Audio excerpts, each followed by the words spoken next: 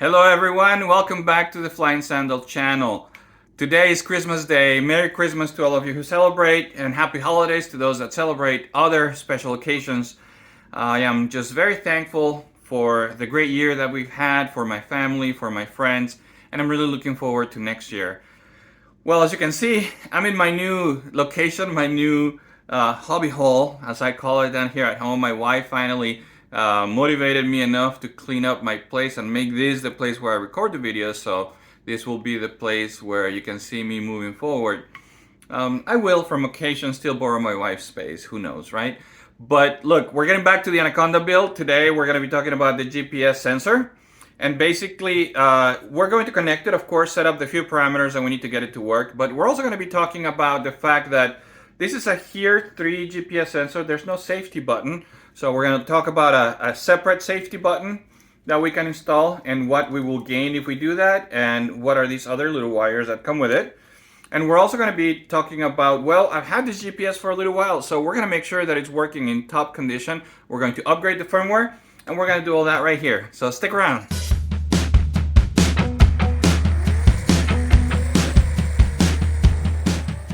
All right, excellent. So the first thing that we're going to do is we're going to go to the documentation page for the GPS unit and for the cube. But basically, it's very well organized. So let me show you what I'm talking about. Great. So here we are at the computer again. We are on the Ardupilot wiki page. So I'll put the link to this page in the video description. But basically, this wiki contains information for all the Ardupilot products. We talked about the cube, the information is here, that mini carrier board, and also this GPS unit. So let's see what the documentation page says about the HereLink 3, which is the GPS unit that we're using. Now, first of all, it's worth noting that there's two versions of Here 3. There's a Here 3 and Here 3 Plus. I checked the difference between both of them, and basically the main difference is just the type of processor. But they're both going to be using the same type of satellite constellation. So here we can see that we're going to get a position accuracy when we have a 3D fix of around 2.5 meters, which is just fine for plane. If we were to use an RTK, which requires its own separate base, we would get about 2.5 centimeters. So that's like 1 inch accuracy.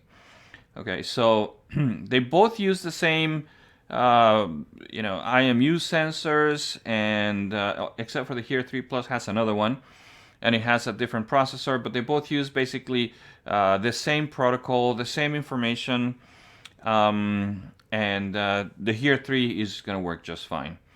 Now the connection for CAN 1 or for CAN 2 is basically the same, where you have a 5 volts connection, CAN high, CAN low, which is part of the CAN protocol communication bus that it uses, and a ground connection. So here are the important bits that we need. We can see based on the instructions that we need to enable the CAN protocol and the CAN driver.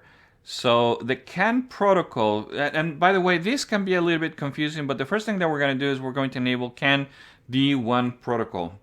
And then CAN P2 is going to enable the CAN 2 bus. So basically, this is the physical port in Ardupilot. This is how we're going to tell it that we're going to connect our GPS on the CAN 2 port itself, but we're going to be using the CAN protocol. So don't let that get confusing. We're going to enable CAN D protocol, CAN D1 protocol, and we're going to be enabling the CAN P2 driver. Okay, so typically the way that I remember this is that the P is for the port. We're going to set GPS type to 9, and we're going to turn on NTF LED types to 231. Ardupilot uses this binary system, so you're going to see some checkboxes, and basically based on the position of the checkbox, it enables a binary number. That's why it says 231. But when we go to set it up, you're going to see that it's just a checkbox. Okay? It has information if you were using 2 GPS units.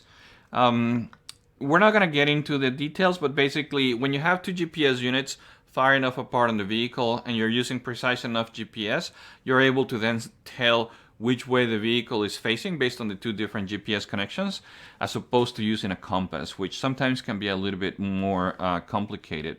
This GPS unit does also have a compass. And we're going to see here in the instructions page that there's information for how to set up the compass. And basically, the cube has an internal compass, and the GPS is going to provide us the external compass. In my experience, this is always the more reliable compass, and so I'm going to turn off all the other compasses, and I'm only going to use the one from the GPS unit. And the arrow on the GPS is going to be facing forward. So that basically lets me know that I don't need to do anything special to configure the compass. I'm just going to say, use that one, and it's pointing forward, so I know that it's going to work correctly. Very well. There's one more piece of information here in the instructions. Feel free to read through the whole page. Again, I'm going to put the link to the wiki on in the description of the video, and then you can come here to the manual page and read all the information about the GPS unit. But I'm going to point you to the next important piece. We're not going to use the PX4 firmware, and there's a lot of information about using an RTK operation. As you can see, it relies on a different RTK base and a different antenna. So we're not going to be doing that now. We're going to be okay with just a regular GPS connection. So I'm going to skip this part of the instructions. I do want to take you to the part that talks about the firmware. So all the way down at the bottom of the page, it talks about firmware upgrade. So we are going to be checking the firmware version on this GPS unit, mostly because I've had this for a while and it's likely that there's a firmware upgrade. So we're going to check if there is, and if so, we're going to apply it. Okay, very well. So with all that information, let me pause here for a second, and we're going to get into Mission Planner, and we're going to go ahead and connect and configure this GPS unit. Okay, so excellent. So I just opened Mission Planner, and I have it ready to connect. I have my USB cable connected to my computer and ready to connect to the cube, and I have the GPS unit ready to connect to the cube. So first thing to do is to identify the CAN2 port. So here's all the PWM pins. The CAN2 port is basically on the left side of the cube and clearly labeled CAN2. So that's where I'm going to connect the GPS unit into the flight controller, okay? And now I'm going to simply connect it to the USB port on the back of the cube. And now I want you to pay attention to what happens here. So just plugged it in. See that flashing? It means we got power here on the GPS unit, but the lights went out. This basically means the GPS is not configured, okay? So I'm gonna keep it right here just for now. And I'm going to connect on COM28, which is where my cube is connected and configured, okay? Okay, very well. Now I'm gonna go into config, and we can do this through the full parameter list or through the full parameter tree. So the full parameter tree just groups things for us. So I'm gonna come here into the CAN section. Now, as I mentioned before, we're going to enable the CAN D1 protocol to be drone CAN. And the port that I'm going to enable is port 2, okay? Now the other thing that we need to make sure that happens is the GPS type has to be set to CAN bus, so value of 9, okay? So typically by default this comes set to 0, so I set it to 9, or it'll be set to auto, but when you're using a CAN bus GPS unit, you need to set it specifically. Okay. The next thing we're going to do is enable the LEDs. So NTF _ LED types. It's set to 199 right now. And as you can see, we have these checkboxes. So when I click on drone CAN LEDs, you see the number changed to 231. A little bit arbitrary, but it's because we're seeing checkboxes that really just turn on and off some values, and those values get translated to the integer number. But don't worry about what number that is, just make sure the drone CAN is checked and click the X to close this, okay? Now we can see what changes we made by clearing the search and clicking on modified. So we can see that the LED types 231 is the one we changed. And go to, actually it's supposed to show me all the rest. Wonder why it's not highlighting all the things we changed, but here we go. So with CAN, we changed the protocol, changed the driver. We set the GPS type to 9. And we set the NTF LED types to 231. So those are the parameters we want to change. So I'm going to go ahead and write parameters. So right now the LEDs are still off. Going to the data portion. And there's this option here to reboot and shut down the flight controller. So I'm going to say yes. Do that. So it disconnects. And it reconnects. And now look at the lights. So red and blue means it's initializing.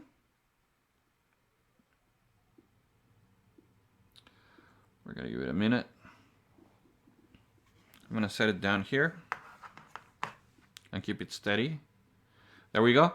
Now it changed to, I think that's yellow. Sometimes I have a hard time telling the difference between yellow and green. I think that's yellow, okay? So it's flashing yellow. It means there's no GPS fix. As we can see on the screen right here, it says no fix. Okay, now let me show you real quick one piece of information that we didn't yet cover are what the different LED colors mean. And the manual here has information on that as well. So let's quickly check that.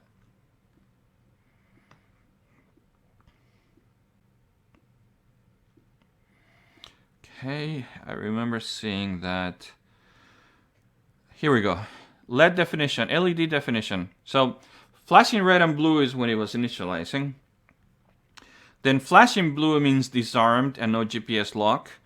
But we're in flashing yellow, and the flashing yellow means that, let's see, failing pre-arm checks. We don't have a GPS right now, GPS lock. So we're just flashing yellow.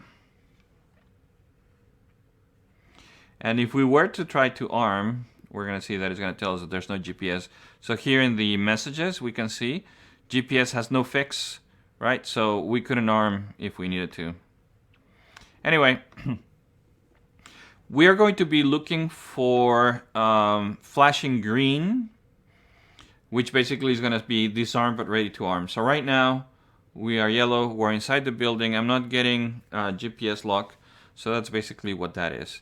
Now, these 4 settings basically turned on and enabled our GPS. You want to see in Mission Planner that it says no fix, because basically that means that it recognized the GPS, it's just that the GPS doesn't have a fix right now. So that's a good sign. Now the next thing that we want to do is look at the firmware. So let's see if there is a firmware update for this GPS unit. Before we go on to the firmware, I almost forgot something, and that is that I want to set up the compass. So I'm going to go into Setup, Mandatory Hardware, Compass. Now here, the important thing to note is that there is that SPI bus type, which basically is the bus that is internal to the flight controller. The cube has a compass inside of it. And then it's showing the UAV CAN sensor, that's the compass in the GPS puck itself.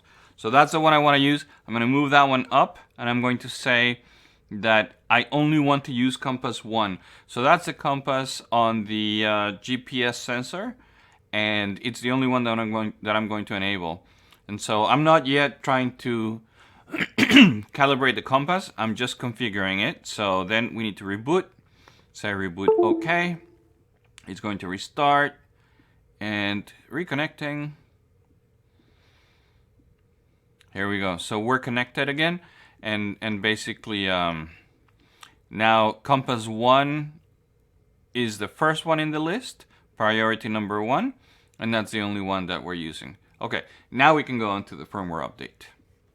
Okay, perfect. So what we're going to do now is we're going to go and check the firmware version that's running on our GPS unit, and let's see if there's a new one to upgrade to. So basically, just like before, we're connected to the flight controller, and our GPS is flashing yellow. No fix, but it is being recognized and working. So the next thing to do is let me connect to the flight controller. There we go. And I'm going to go into setup. Oh wow, looks like there's been an upgrade just released. Okay, so we'll look into that one in a minute. Optional hardware, drone can, UAV can. Now the next thing we're going to do is we're going to connect to the GPS unit on CAN 2. So it's going to show me what devices are connected to the flight controller on the CAN 2 bus. And we're looking for the com.hex.here. Now I should be able to click on menu and update. It's asking me to search the internet for an update. I'm going to say yes. Very well. Now it's downloading the firmware. It basically is downloading and installing the firmware file onto the GPS unit. So for now, it's important not to interrupt. It's showing mode being maintenance and critical health because it's being updated. And by the way, I don't want to disturb the GPS unit, risk unplugging anything, but the LEDs have gone blue.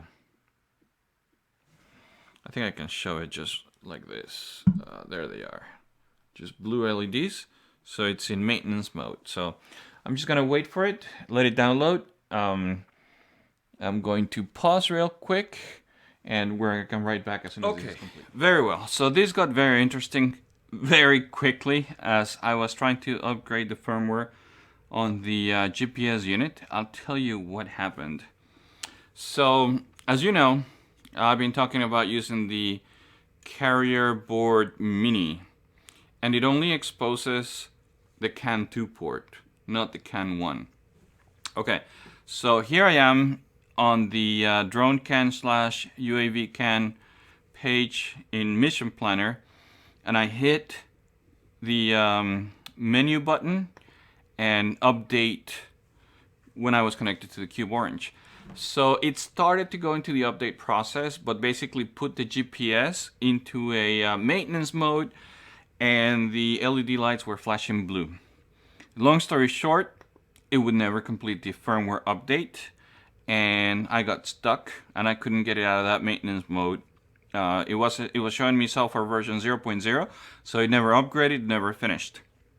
Okay, so I looked online. I could not find an answer for it, but basically I had a feeling that the issue was just with the Mission Planner firmware and not being able to update the GPS unit when it's connected to CAN 2, even though it was in fact able to put it into that maintenance mode. So what did I do? Here's my little trick. I basically took apart the GPS unit, and I have the bare board with the GPS receiver here, and as you can see there's a connector there. So actually let me show you exactly what I did. Let me bring you closer here with the phone camera. Okay, so basically here's what I had to do. I literally had to connect this GPS unit to a different Ardupilot, to a different flight controller. So I happen to have this Pixhawk, and this is what actually helped me get the job done. So I made a little custom cable. I used one of these GPS / hardware safety switch cables. I had a spare one, and I basically just cut the safety switch, and I cut the other GPS unit, and I just kept what is typically the I2C connection for the GPS unit, and I put it into this connector and basically connected the GPS directly to a Pixhawk where I could configure and use CAN 1. So that's what I did. I configured this one the exact same way with the CAN 1 driver and CAN 1 protocol. The GPS is still connected via CAN protocol now into that port. And with that, the firmware upgrade proceeded with no issues. So it just didn't like being connected to CAN 2 on the Cube Orange. So luckily I had that second Pixhawk. And so that's a lesson learned for everyone. You can update the firmware, but as long as you're using the bigger carrier board and your GPS is connected to the CAN 1 port. I would recommend just avoid updating firmware unless you absolutely have to with a Cube Orange. And don't do it with the mini carrier board. Do it with a board, either the standard carrier board that exposes the CAN 1, or you can do what I did and temporarily use a different flight controller to upgrade it. Okay, so that's a lesson learned. I was able to get through this issue. It just highlights the importance of being able to think through what the problem could be, troubleshoot it, and honestly have a couple of additional resources available. In this case, having the Pixhawk with the ability to connect the CAN GPS to that CAN port helped me save the day, because I would not have been able to just do it with a Cube Orange, as it does not expose CAN 1. Okay, so that's what I learned. So let's go back to the video, talking about the GPS and finishing it up. All right, excellent. So here we are, back in business. So I'm connected to the Cube Orange again, and I have the GPS unit now upgraded. On the screen we can see that it's version 1.8 on the com.hex.here. And well, now we got the right version updated. So just wanted to show you then that the GPS unit can be upgraded. When I was researching online, I also learned that, you know, some of the newer versions of Ardupilot require updated firmware on the GPS unit. So, well, now I know I'm on the latest, and we figured out that the best way to update the GPS is when you can actually connect directly to CAN 1. Okay, if you're going to update the firmware on a CAN-based GPS unit. Okay, very well. Now back to the next topic that I wanted to talk to you about is that, you know, now that we have the GPS installed, configured, and upgraded to the latest version of the firmware, the next step is to look at this. So what this is a hardware safety switch, and these little wires come with the flight controllers, and it connects to the GPS 1 port. The GPS 1 port in Mission Planner is serial 3. And serial 3 will correspond to the UART. So typically that UART is used for the GPS unit. But because I have the GPS on the CAN port, then I can use that UART 3 for something else. And I just have it broken out here into this little wire. So the other connection that I have here is typically what will be used for sending the compass information. This is an I2C connection that, you know, one should note, it's not a full connection because typically you need 4 wires. It has a ground. It has the 2 data ports or pins that are used for an I2C connection. It just doesn't have the voltage. So we'll keep that in mind, and in case we need it, we can get 5 volts from any of the other 2 red wires that are on this cable. Okay. So what I'm going to do is I'm going to connect this into the GPS 1 port to have the hardware safety switch, and then I'll have the cables ready if I need to tap into them for a UART 1 connection. So I'm going to go ahead and plug this into the GPS 1 port, and that's going to give me a hardware safety switch, and it's going to give me another UART connection that I can have ready to use. So now my hardware safety switch is flashing, and then when you push and hold for 3 seconds, it goes solid. So now I know that I'm going to have a hardware safety switch on my vehicle. Okay?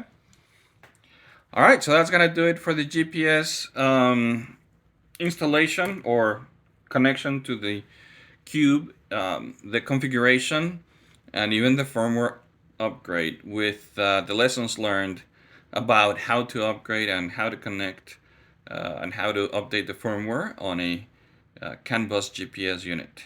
Okay, I hope you liked the video. I hope you learned something about that today.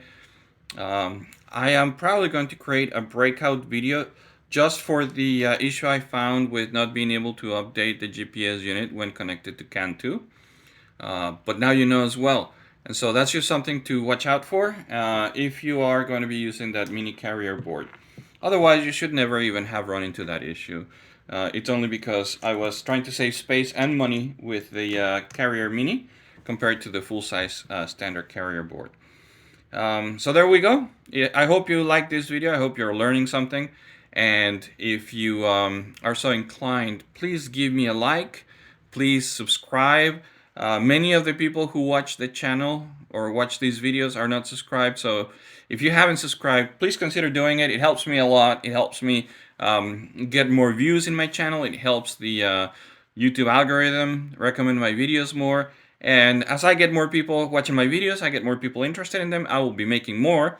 And hopefully, you'll keep watching them and learning about Ardupilot as we all are together, watching, learning, and just sharing the knowledge with all of you. So hopefully you enjoy this video. And don't forget to keep them up in the air. Talk to you soon. Bye-bye.